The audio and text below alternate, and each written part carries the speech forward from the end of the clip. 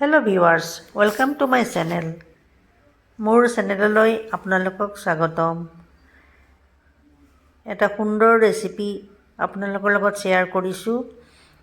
তাৰ কাৰণে এয়া পাচলিখিনি গোটাই ল'লোঁ। অলপমান কচু শাক লৈছোঁ। কচু শাকখিনি ভালদৰে ধুই এয়া চাই লৈছোঁ।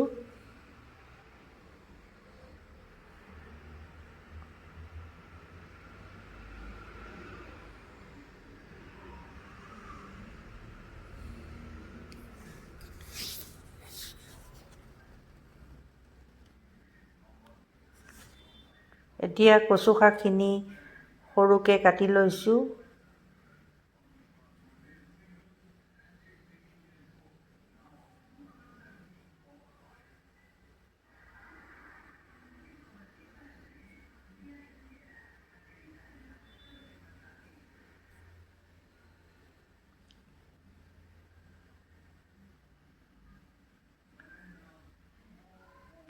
এতিয়া ৰঙালাও এটুকুৰা বাকলি গুচাই ধুই লৈছোঁ।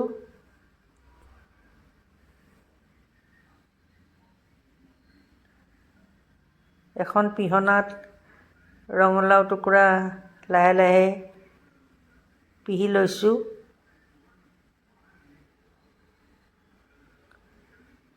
পিহিবলৈ অসুবিধা পালে আপোনালোকে মিহি মিহিকৈ কাটিও ল'ব পাৰিব।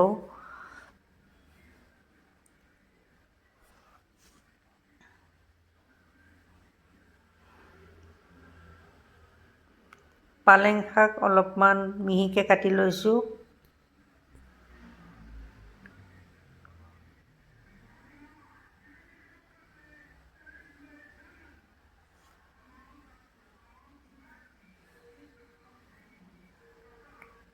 কেৰাহীত তেল দি গৰম হ'ব দিছোঁ।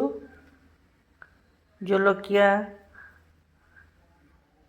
নহৰু, পিঁয়াজ এইখিনি দি অলপমান ভাজি লৈছোঁ।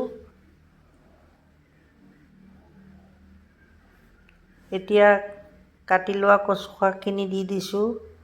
লগতে ৰঙালাওখিনি দিছোঁ। কাটি লোৱা বিলাহী দিছোঁ। নিমখ, হালধি, মছলা, জলকীয়া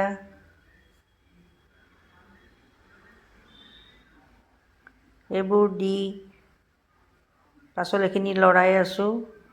লাহে লাহে কচুখিনি সিজিবলৈ ধৰিছে।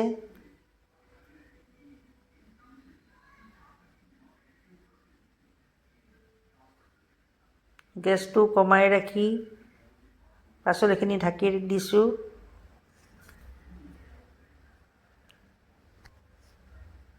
পাচলি সিজিছে।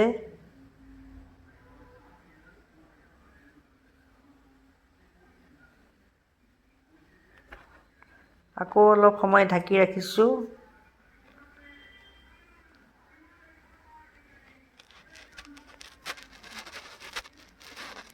এতিয়া কাটি লোৱা পালেং শাকখিনি দিছোঁ।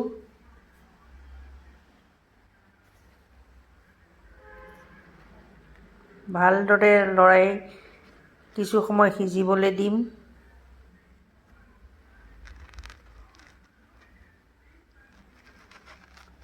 ভাজিখনত পানী দিয়া নাই।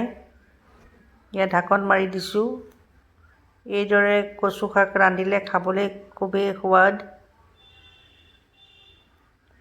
ভাজিখন হৈ গ'ল। ৰুটি বা ভাতৰ লগত অতি সোৱাদ লাগে খাবলৈ। আপোনালোকে যদি মোৰ ভিডিঅ'টো চাই ভাল পায় তেন্তে চেনেলটো লাইক, শ্বেয়াৰ আৰু ছাবস্ক্ৰাইব কৰিব। Thank you for watching my channel. Take care. Bye bye.